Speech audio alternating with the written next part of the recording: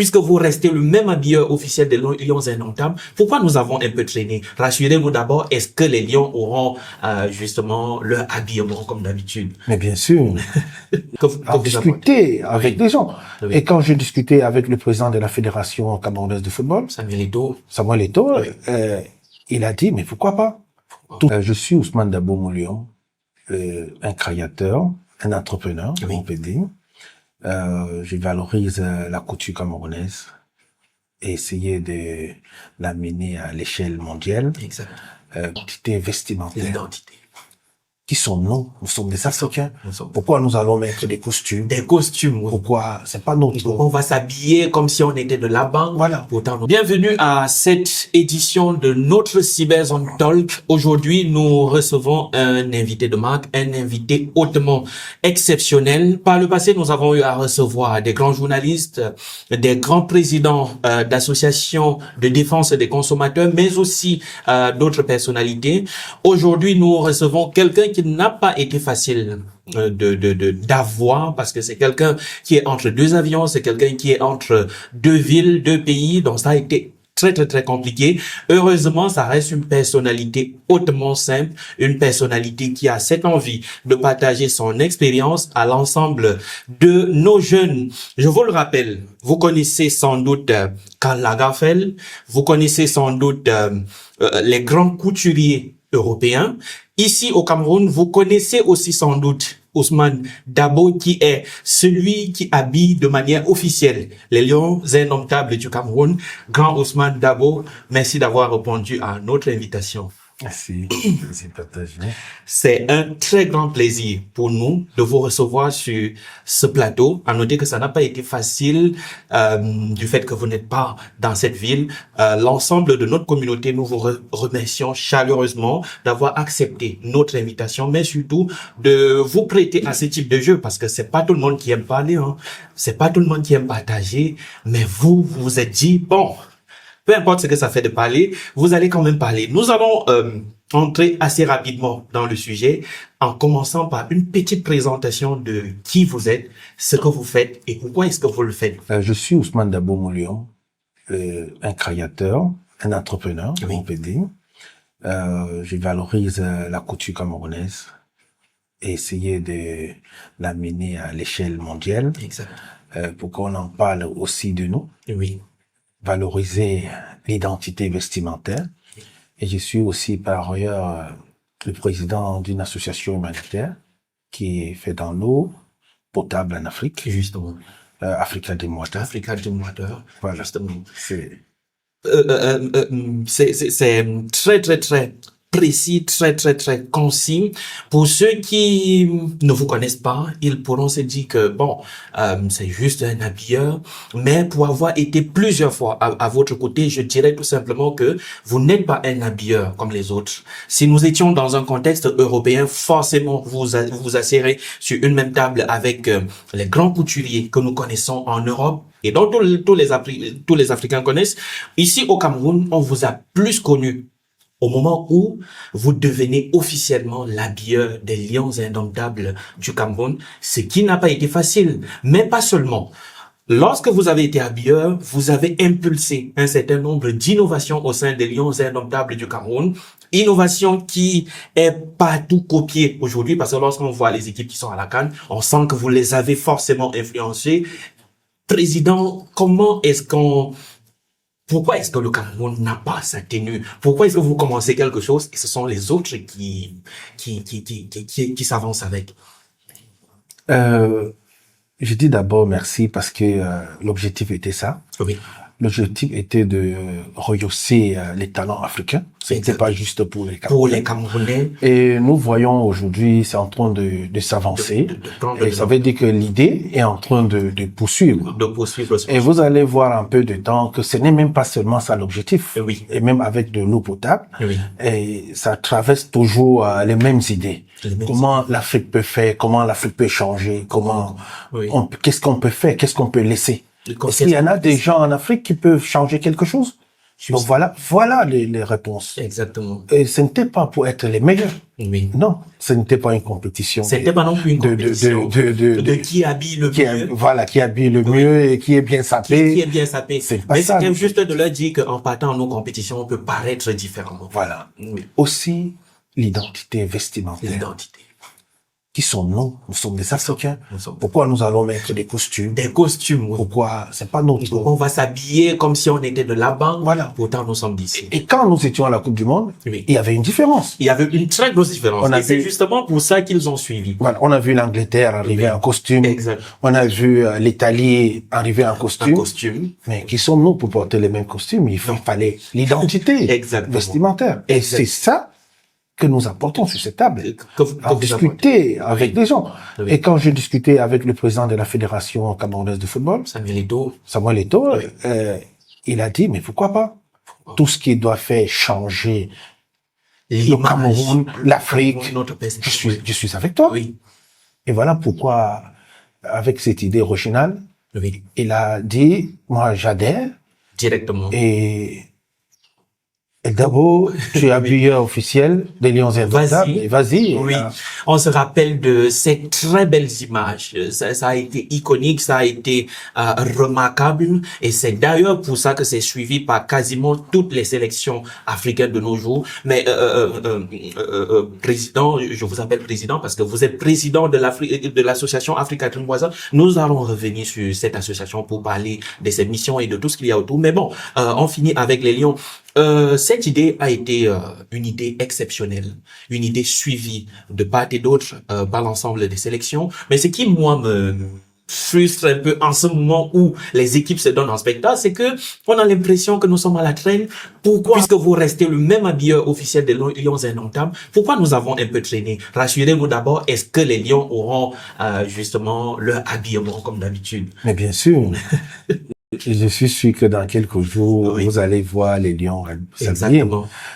Et comme on a dit, comme je viens de dire, c'était pas une compétition. Justement. Et ce n'était pas ça notre message. Exact. Et vous avez vu que les Lions Indomptables, ils ont beaucoup dans leur placard. Exactement. Ils en ont assez. Voilà, ils sont ressortis dans d'autres.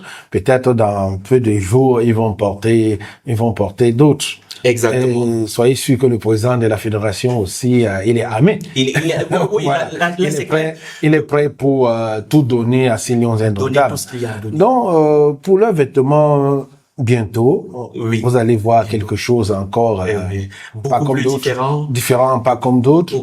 Mais on essaye de travailler, de garder non seulement l'identité camerounais, et aussi plus à l'échelle mondiale, pour qu'on puisse l'élégance soit aussi au top. Parce que si on parle de l'Afrique, il faut qu'on puisse faire très attention, parce que la mode ne doit pas rester seulement en Afrique. Absolument vous allez faire quelque chose. J'étais au Qatar et que Roger Mila, dès qu'il est il m'a appelé, il m'a dit, mais d'abord, voilà l'habilleur. Parce qu'il y avait des Marocains, des Arabes, des Liens qui t'a fait ça. Et voilà, ils sont venus dans mon hôtel. Ils ont acheté beaucoup les vêtements des Lions pour faire comprendre qu'ils peuvent aussi s'habiller comme ça. La qualité du tissu, et la couture, le design de la couture aussi, la couture était parfaite. Et c'est ça que nous recherchons. Là, je suis entièrement d'accord avec cette manière de voir les choses. Privilégier l'impact et non la concurrence. Voilà, et non la concurrence. Et non la concurrence. Président, il y a quelque chose qui me marque sur vous, c'est beaucoup de personnes vous connaissent lorsque vous prenez les rênes de l'habillement des Lions Indomptables du Cameroun. Beaucoup de personnes vous découvrent en ce moment-là, mais vous ne commencez pas avec les Lions Indomptables. Les Lions Indomptables ont profité d'un homme qui a su se bâtir avec le temps, d'un homme qui a pris tout son temps pour faire son parcours. Dites-moi comment vient l'idée d'entrer dans le monde de l'habillement, en fait. Je me souviens bien, j'aimerais d'abord dire merci parce que là, j'aimais d'abord m'habiller.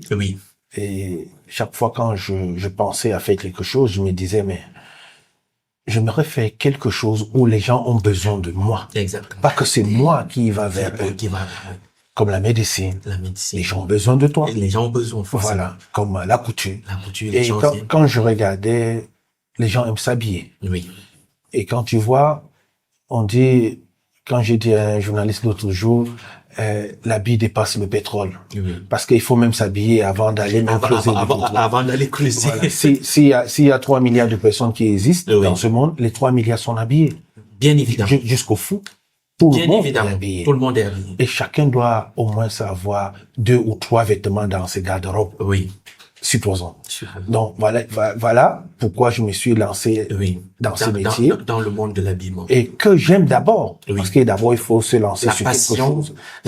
En 2008, j'ai lancé cette société au nom de ma fille cadette, Samira City.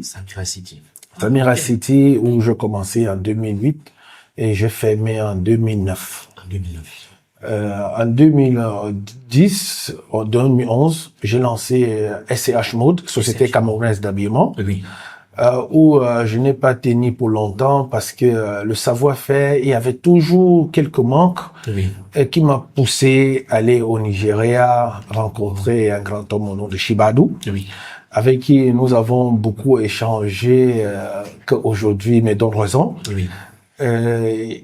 Shibadou, c'était un grand homme, un grand couturier, mais qui faisait la couture juste pour gagner de l'argent. Oui. Et chaque fois quand je le disais, mais tu peux aller au-delà. Tu fais de gagner de l'argent. Il me dit non, là, ça va. Exactement. Et grâce à lui, quand même, j'ai appris beaucoup. Où je suis allé aussi en Côte d'Ivoire, où j'ai rencontré Abdoulaye, à Trècheville, où il était étonné. Comment je peux m'intéresser jusqu'au fond. Et je me souviens bien, je coupe un peu, je me souviens bien parce que là, on était en train de discuter avec des gens dans l'atelier. Où ils m'ont dit, mais Eldabo, dis-nous, il y a la couture ivoirienne, il y a la couture sénégalaise, la couture malienne, mais on ne parle pas de la couture camerounaise. Ah, j'étais choqué. C'est très choquant. J'étais choqué. J'ai attendu tous ces années pour les appeler au niveau des Qatar pour les dire que la couture camerounaise est à la couture du monde. Voilà. Je sais pour dire qu'au moins le Cameroun a présenté quelque chose à la fin. Vous avez fait tout. Aujourd'hui, maintenant, c'est la couture camerounaise qu'on en parle. Et voilà, en 2014, je reviens encore avec SCH Mode, qui n'a pas été facile. Nous étions placés à Dedo plage, où nous avons commencé aussi à faire quelque chose de bien. Bon, les gens nous appréciaient bien, mais je savais qu'il y avait toujours manque. Il y avait toujours ce manquement. Voilà, ce manquement était de la finesse. La finesse. Il fallait au moins que aussi je cherche à savoir quelle matière de tissu avec on peut travailler avec. Bon, ça m'a pris 9 mois que je suis allé apprendre.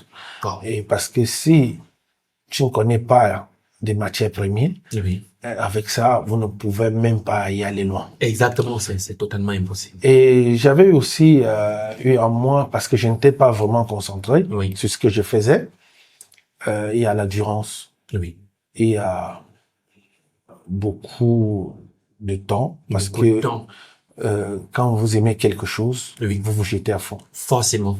Et même si ça prend du temps, il y aura toujours ces résultats. Il y aura forcément le résultat. Parfois même il y a le résultat, tu ne t'entends pas. Tu ne t'attends pas. Oui, puisque les gens aujourd'hui, les gens parlent de moi et moi je ne connais pas parce que là,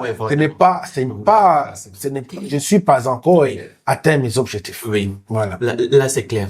On voit que votre parcours n'a pas été du tout facile dans la mesure où vous avez échoué à plusieurs reprises. Vous avez même changé de nom en disant que cette structure est morte. Je reviens, j'ai changé de nom, mais on retient que c'est à la fin Eldabo qui a été bien accueilli par le public, qui a été bien accepté, ou bien qui a su jeter le pont entre la volonté ou bien le besoin de ce raffinement, de cette finesse entre ce que vous proposez et la volonté justement de la clientèle. Donc, Président, ceux qui ne vous connaissent pas, je le réitère là encore, le président Eldabo reste l'un des jeunes Camerounais les plus influents, et en disant influent, je pèse mes mots. Le président reste l'un des jeunes les plus influents. Je vous suis, je scrute l'ensemble de vos mouvements. Comment est-ce qu'on fait pour avoir des tentacules aussi éparpillés partout? Parce que lorsqu'on voit quasiment toutes les autorités de ce pays ont déjà eu à s'habiller dans votre maison de couture. Mais au-delà de l'habillement, vous faites aussi du business au sens propre du terme. Comment est-ce que vous faites pour connaître tout le monde au même moment? C'est quelque chose qui, moi, personnellement, me manque. Je ne dois pas dire que je fais quelque chose d'extra. Exceptionnel. Mais moi, je toujours pensé que quand vous vous jetez à fond sur quelque chose, toutes les portes s'ouvrent. Toutes les portes s'ouvrent. Et si vous le faites bien et que vous pensez que ce que vous faites est quelque chose de meilleur, tout le monde vous rencontre. Forcément. Et nous avons eu à rencontrer beaucoup de personnalités de ces pays, aussi à l'extérieur. À l'extérieur du pays aussi. Nous avons eu beaucoup de chanteurs, de stars africains, des stars, de politiciens, de businessmen, des businessmen partout, des ministres. Des ministres, oui. Aujourd'hui, nous les disons d'abord merci, parce que ils ont vu des talents qu'ils ont essayé de pousser de nous aider à leur manière d'arriver et voir concrètement ce que nous faisons. Et j'ai toujours été invité dans leur bureau et finalement ils ont su que même m'inviter ça serait pas possible parce que là je faisais tout à la fois. C'est pas facile. Et tout ça, je vais d'abord remercier fait cet hommage au sultan roi des Mamoun. Au sultan roi des Mamoun, oui. Et si on peut essayer de marquer une petite pause, on s'est rendu compte aussi que parlant du sultan roi des Mamoun, vous aviez été particulièrement proche du roi 19, c'est-à-dire le père du sultan actuel. Et à sa mort, on se disait que bon, c'était la personne, il est mort, et puis c'est fini. Mais on s'est rendu compte qu'il y a encore eu plus de rapprochement entre toi et le nouveau sultan que l'ancien sultan. C'est justement cette question que je veux savoir. Comment est-ce que vous faites pour travailler ce niveau de relationnel entre vous et les autorités? Parfois les autorités les plus inaccessibles qui sont. Quand je disais merci à cet hommage à ce grand roi qui m'a écouté pour 15 minutes, il m'a dit explique. J'étais devant lui, je lui ai expliqué mon projet, où je vais aller, tout ce qu'il m'a dit c'est possible. Il m'a donné un grand mot, il a dit c'est possible si tu le fais sans bavarder et que les gens puissent le voir. Donc pour me pousser à travailler plus, à chercher plus le résultat que de faire le bavardage. Autour de. Et je me souviens comme c'était hier, je suis allé il était assis sur son trône, je lui ai dit Majesté, moi j'avais préféré que vous veniez faire l'inauguration de ma première boutique. Je me rappelle très bien. Et il m'a posé la question, tu veux que le roi s'est inauguré une boutique? Justement. J'ai dit oui Majesté, parce que si ce n'est pas vous, et les gens vont pas croire à ce que je suis en train de faire. Il a pris quelques minutes. Après, il m'a dit, je serai là. Et ce mot m'a d'abord touché. Je serai là. C'est un grand mot. C'est un grand mot. Je dis, pour ce type de personnalité. Voilà. J'ai dit, Majesté, mais c'est pas dans un bon endroit. Moi, je voulais esquiver. Il m'a dit, je serai là. Peu importe l'endroit, il me demande, quel genre d'endroit? J'ai dit, c'est Ngoudi. C'est Ngoudi, c'est un quartier. Il m'a dit, je serai là. Voilà, ce mot m'a beaucoup touché. Je suis allé me préparer. Et jusqu'à on m'a dit qu'il ne serait pas là. Non, il a dit ça peut-être. Peut-être il te disait juste pour le galvaniser. Mais jour J, moi, il m'a dit, j'arrive et je serai là à 10h. Je suis allé me préparer, tout les consorts. Il m'a dit, à 10h, les gens me disaient toujours qu'il ne va pas venir. Et à 10h30, il m'appelle, il me dit, je devais être là à 10h, mais je serai là à 11h30. Et à 11h30, nous avons vu le sultan roi des Mamoun sortir de sa voiture, arriver, entrer, s'asseoir dans mon bureau et nous faire la prière et me dit, courage.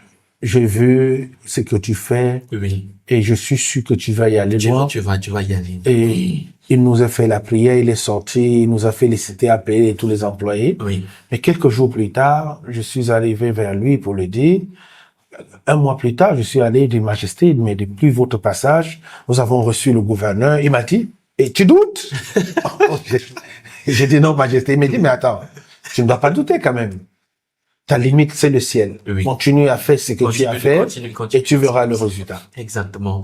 Nous prions Dieu d'élever l'âme de notre roi qui était sans doute un très grand roi auprès de ceux qui vont bénéficier justement auprès de Dieu, parce que lorsque tu en parles, moi je revois la scène, je me rappelle justement de la cérémonie d'inauguration. J'ai été honoré parce que grâce à ce roi, ça nous a ouvert beaucoup de portes au niveau de l'extérieur.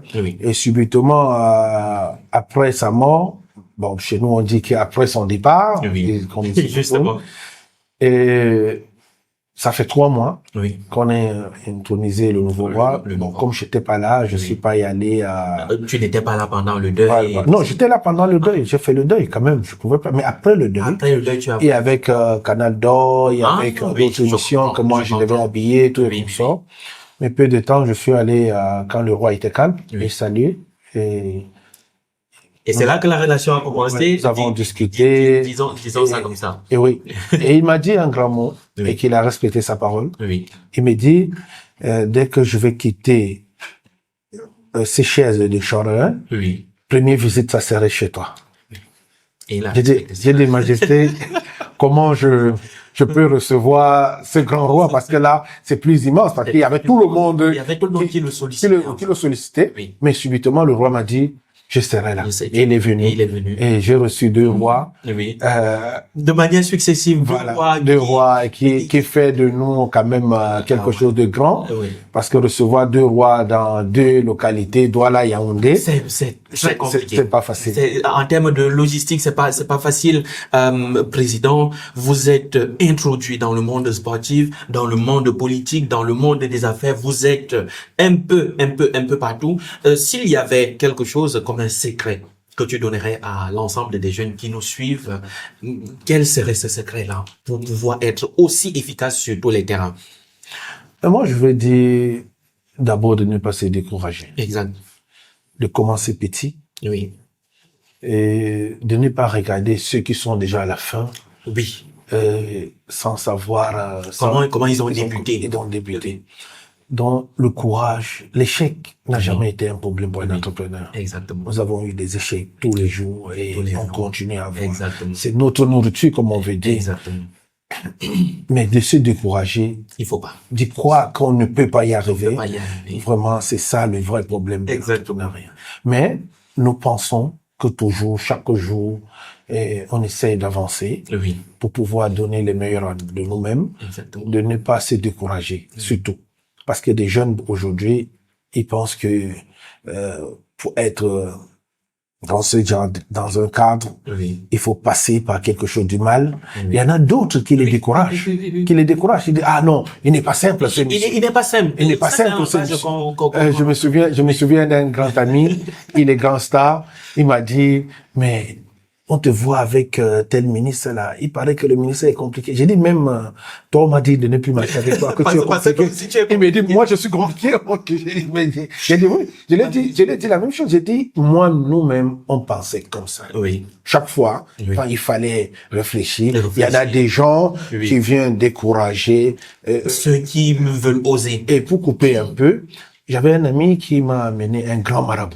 Le plus grand marabout, quand les affaires ne marchent pas, il me dit, le marabout me dit, qu'est-ce que tu veux? J'ai dit, je veux la magie, si les boutons des vêtements épanchés, ça se redresse. Si la couture est épancée, ça doit se redresser seul. Bon, tu vois déjà que il ne pouvait rien m'apporter. Qu'est-ce qu'il fallait pour moi? Pour grandir, il fallait de regarder si est-ce que la chemise est normale, est-ce que si les boutons sont bien classés, et ça nous a poussé à beaucoup travailler. Et la magie n'existe que pour des faibles. Exactement. Et si des jeunes se mettent à travailler Oui. et qui pensent qu'il peut y aller, parce qu'il y en a beaucoup de rêves. Oui. Il y a ceux qui pensent limiter. Quand tu penses limiter, je veux une voiture, je veux une maison, mais Dieu te donne une voiture, une maison. Et si tu penses que je peux aller au-delà de ces frontières, oui. Dieu te donnera. Dieu te donnera également. Donc, à tous ces jeunes qui puissent essayer oui. de protéger d'abord leur nom, parce que là, il y a un problème. Si l'entrepreneur n'a pas besoin de beaucoup d'argent. Exact. Mais l'entrepreneur a besoin de la crédibilité. Beaucoup de crédibilité. C'est la crédibilité qui nous amène aux lions indomptables. Oui. Et vous voyez les lions indomptables. Exactement. Non, mais nous avons aussi habillé l'ambassade de France, que nous habillons jusqu'aujourd'hui. Nous habillons l'ambassade d'Italie, l'ambassade d'Espagne, nous habillons la Banque mondiale, nous habillons MTN, nous habillons, il y en a. Donc, il y a des tas de grands clients qui nous ont fait cette même confiance. Oui. Mais quand on nous donne l'équipe nationale, quand même, c'est une partie, c'est une partie des Camerounais. De l'identité nationale. Un symbole très fort. Voilà. Nous ne pouvons pas dire que non, c'est rien. Non. C'est quelque chose, la responsabilité. C'est une grosse responsabilité. Et quand nous prenons cette responsabilité, il y a un homme qui m'a dit, mais vous n'habillez plus les lions, c'est fini? Pourquoi ça doit finir? Pourquoi ça doit finir? Un bon joueur ne manque pas d'équipe. Absolument. Donc, nous avons renouvelé cette équipe toujours. Je suis toujours la meilleure officielle, je porte toujours ce nom et je suis en train de finaliser cet vêtement qui a été un peu lent par rapport à d'autres. Par rapport à d'autres sessions. Voilà, aussi avec beaucoup tassé, il fallait. Oui, je comprends, mais de toutes les façons, c'est vous qui menez le rythme, parce que de toutes les façons, c'est vous qui avez commencé avec cette innovation, et eux, ils vont suivre forcément le rythme. Président, vous êtes passé par plusieurs étapes, des entreprises qui ne fonctionnent pas, et à la fin, Eldabo qui est en train de tenir toutes ses promesses.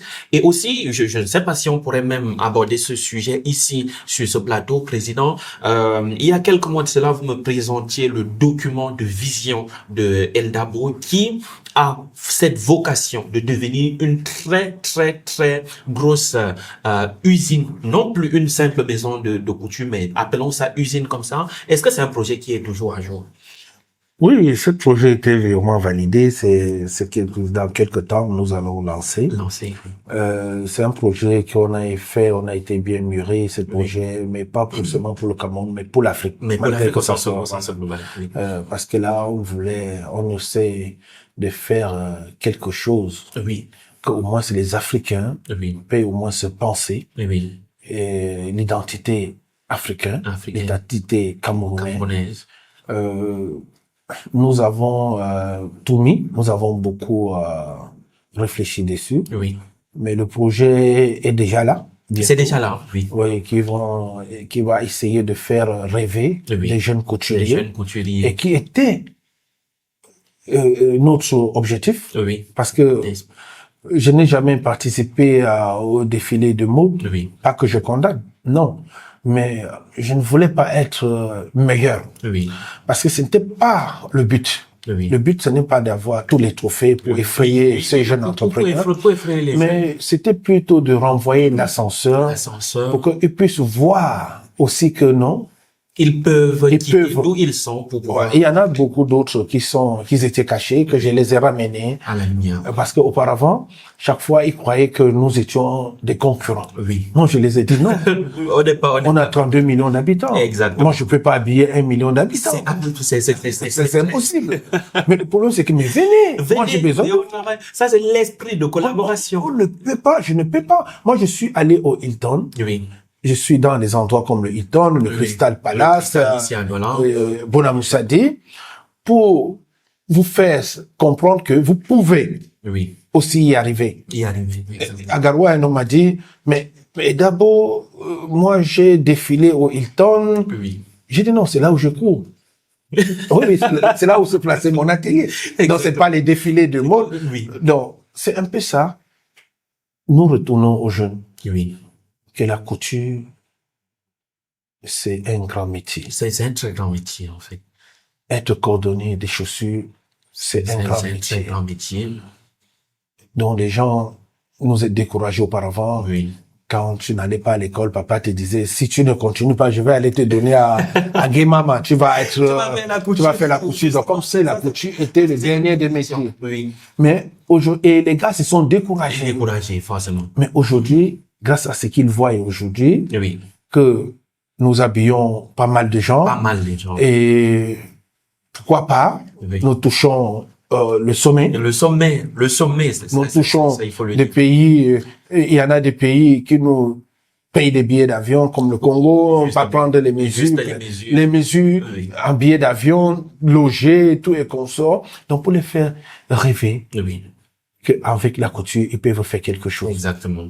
Là, je partage absolument cette vision, et pour tous ceux qui aiment les bonnes affaires, pour tous ceux qui aiment le travail bien fait, mais pour tous ceux qui aiment la vision, je vais vous inviter tout simplement à rester abonnés sur l'ensemble des réseaux sociaux du président El Dabo, mais aussi de son entreprise, parce que ce dont on est en train de parler, moi j'ai déjà vu la maquette, j'ai déjà vu l'ébauche, j'ai déjà vu, je vous assure que ça sera quelque chose d'extrêmement intéressant. Président, pour essayer de chuter maintenant, vous avez échoué à plusieurs reprises, vous avez réussi, même si quelquefois vous dites que non, vous avez encore du chemin à faire. Moi, je peux vous dire que la réussite est là.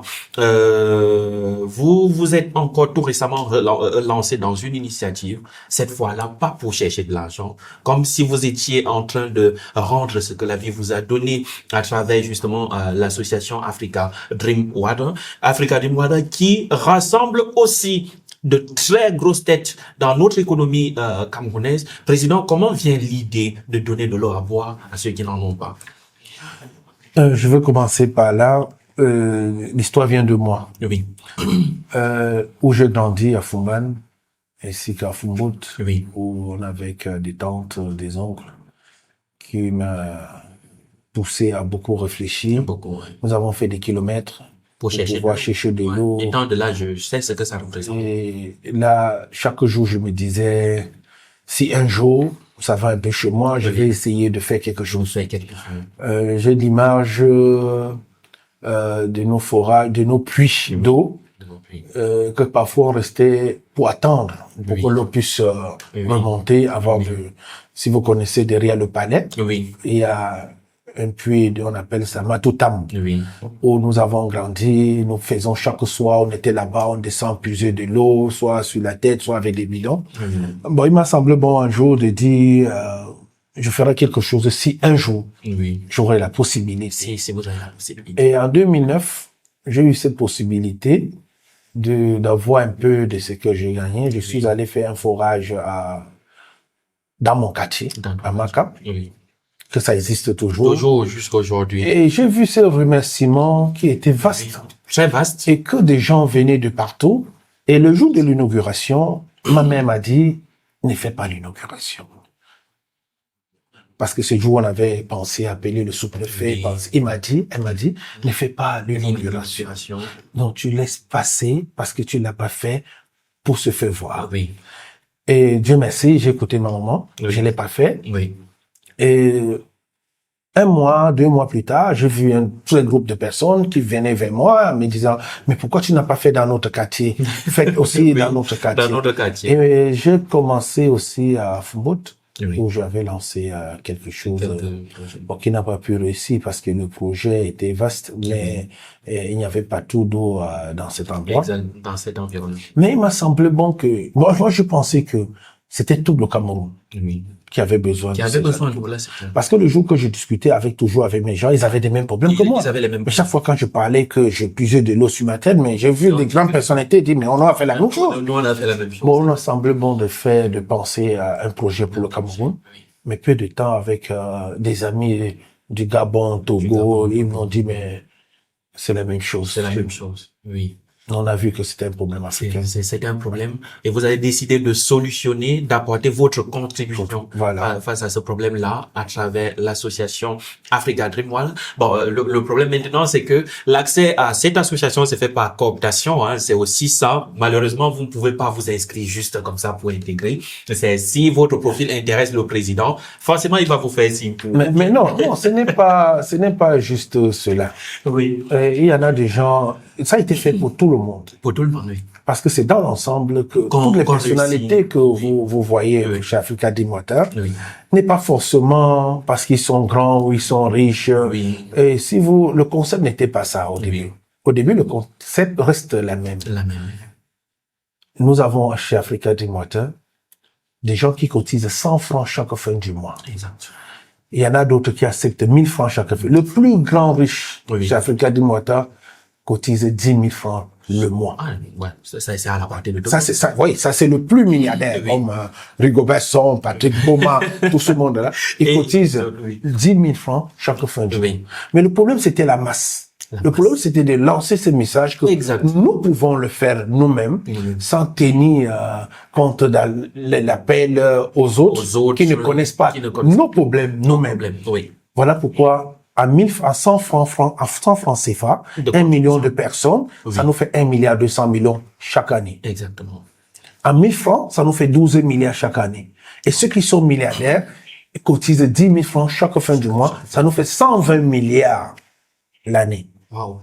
Nous étions en France, où nous avons déposé pour 1 euro aux États-Unis, en Angleterre, et on fera partout dans le monde pour que, au moins, avec 1 euro, que vous puissiez contribuer. Nous ne voulions pas ceux qui viendront avec 100 millions, 200 millions. Je comprends. Ça n'a rien à voir. L'Africa Dim Water, c'est pour des Africains.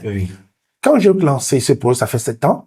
Un jour, je suis allé j'ai vu des gens qui demandent d'argent. Je les ai demandé, est-ce que tu peux contribuer pour l'eau avec 100 francs? Elle m'a dit 500. Même s'il faut 500 par mois, je peux donner 500. Bon, ça m'a touché. Parce que quand on parle de l'eau, ça touche tout le monde. Ça reste quand même là. Mais on ne voulait plus que ça soit une affaire des élites. On veut que, par exemple, nous étions à Miam où nous avons fait un forage, nous étions à Konsama où nous avons fait un forage que nous sommes en train de finir. Du genre un peu que les habitants de là, ils cotisent 100 francs chaque fin du mois pour pouvoir résoudre leurs problèmes et résoudre aussi les problèmes des autres populations. Donc, voilà l'objectif. Et quand nous avons pensé ça, nous avons eu des gens qui nous ont embrassés avec le cœur, comme tout ce que vous les voyez, tous les stars que vous les voyez. Vous allez voir même des stars internationales comme Passy, et comme nous avons parlé à Passy, à Dadju, à tout ce monde-là, qui seront parmi nous. Nous avons vu des gens qui ont arrêté, non seulement avec le cœur, et avec leurs images, et avec leurs moyens, comme Patrick Mboma, Rigobert Song, Raymond Kala. Ils sont dans les bureaux. Raymond Kala est vice-président chargé du budget. Et qui appellent ils arrivent pour dire, non, nous n'avons pas faim, et nous ne demandons pas pour devenir milliardaires. Nous essayons qu'ensemble, nous pouvons faire quelque chose de meilleur. Donc voilà pourquoi Africa Dim Water est né. Merci pour ces explications. Merci aussi pour cette narration. Président, nous vous remercions encore une fois de plus d'avoir accepté notre invitation avec un programme extrêmement chargé. Il apparaît clairement que ça n'a pas été facile de vous avoir, mais dû à votre humilité, à votre respect, mais surtout à votre engagement auprès de la jeunesse, vous avez tenu à être là. Président, avez-vous un mot de fin pour les jeunes? Surtout les jeunes, parce que c'est eux le nœud de notre problème aujourd'hui dans la société. Je revenais toujours à dire la patience. La patience, oui. Et quand on peut commencer petit. Et devenir grand. Et beaucoup de courage. Et l'échec n'a jamais été un problème à la société. Et qu'on essaye de toujours savoir que un jour les choses vont se changer. Au fur et à mesure qu'on poursuit, on devient forgeron. Forcément. Donc voilà, c'est déjà le message que je peux laisser aux jeunes pour dire que il n'y a pas de magie. Exactement. Ça n'existe pas. Ça n'existe pas. Ça n'existe pas. Moi, j'y pensais même étant en disant que non, si tu veux être tel, tu dois passer par là, tu dois faire ceci, cela. Ça n'existe pas. Et tous ceux qui vont essayer, sans se décourager, ils vont trouver ses fruits. Oui, exactement. La patience. La patience, c'est le mot que nous retenons de notre président pour ce soir. Et J'espère que vous allez déguster l'ensemble des enseignements qui sortent justement de la bouche de notre président, quelqu'un qui est lourdement expérimenté dans les défaites, dans les échecs et dans tout ce qu'il y a autour, dans tout ce que vous voyez en termes de branding, en termes d'image, en termes de réussite. Ça ne s'est pas fait en une journée, ça a pris le temps de se construire. D'ici là, portez-vous bien.